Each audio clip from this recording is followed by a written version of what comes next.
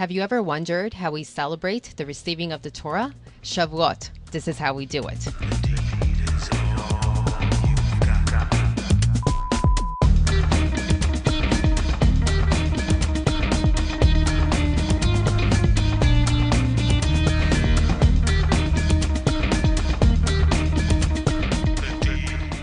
Let's talk about the holiday festival of Shavuot.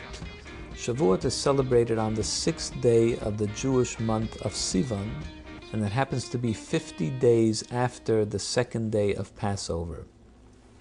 We celebrate on this day because this is the day that we received the Torah at Mount Sinai. On this day, we observe all the customs that are observed on a normal holiday in regards to what type of work may or may not be done. Can you tell us a bit about yourself? I've been in the restaurant business for myself since 1984. There were a few kosher restaurants in those days, but there weren't any dairy restaurants at all. So I thought maybe to be a little bit different and try opening up a dairy restaurant. Some people said there was a demand for it. So I've tried since 1984 to fill the demand of a nice kosher dairy restaurant, and we do a lot of catering as well. And what would you say the busiest time of the year is for you? Probably the busiest and most hectic, concentrated time for us is just before Shavuot, a couple of days preceding Shavuot, when it's a custom in Jewish families to eat dairy, eat some of their meals on Shavuot, and the Yontif of Shavuot, to have some of their meals consisting of dairy foods, whether it's cheesecake or blintzes or any kind of dairy soups or knishes or quiches or items like that. They have a custom to eat dairy, at least on one of their meals on Shavuot. The reason for this is because when the Jews received the Torah, on that first day, they got a new law. The law was that if you want to eat meat, you need to slaughter in a certain way. It has to be prepared in a certain way. They were not knowledgeable enough to be able to prepare meat in this way, so they just stayed away from meat for the entire day, eating only dairy foods.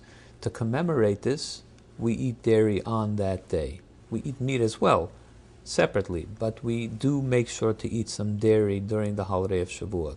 Some people will have it as a main meal, the first night of the first day of Shavuot. Some people will have it all 4 meals on Shavuot, and some people may just have it as a kiddush before their main meal. They'll have dairy as a kiddush with cheesecake or blintzes.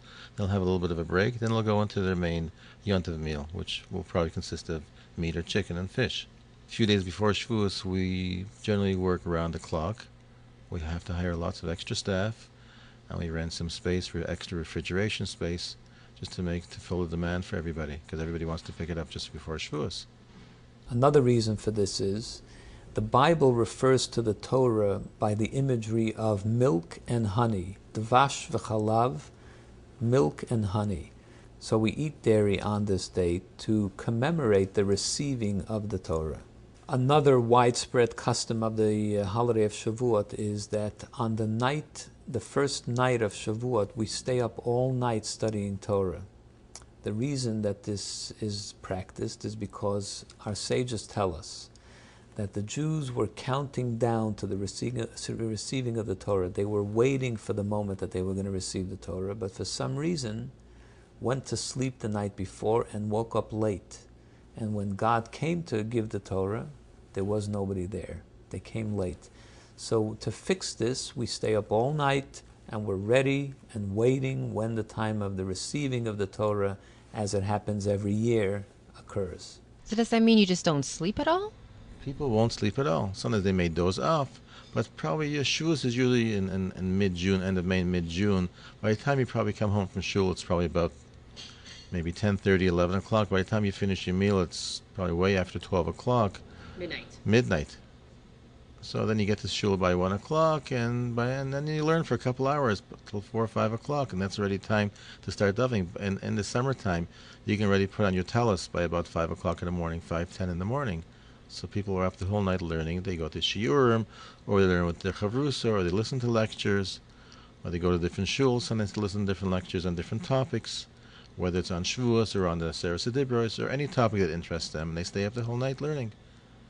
And then during that time, you work up an appetite and hopefully have some cheesecake. Oh, of course, you work up a very big appetite for that. And you need the coffee to keep you awake. Some people are coffee addicts, and you can't have coffee without a good slice of cheesecake. The Lubavitcher Rebbe called out to all Jews, men, women, and children, that we should all be present in the shul at the reading when we read the Torah on the first day of Shavuot. During that Torah reading, we reenact, we bring alive, we reread about the receiving of the Torah. We read the Ten Commandments from the Bima, from the Torah on that day. And he asks that everyone be present in order to sort of be there at the giving of the Torah. It's become a custom that men, women, and children of all ages come to shul for this day. And in order to encourage it, there are parties held for the children so that they will come to shul on this day. Some have the custom that we adorn the home and the synagogue as well with plants and flowers to commemorate the fact that Mount Sinai, even though it was a barren mountain, it didn't normally grow fruits and flowers, because of the event of the giving of the Torah, it suddenly sprouted flowers and leaves and plants in honor of the event.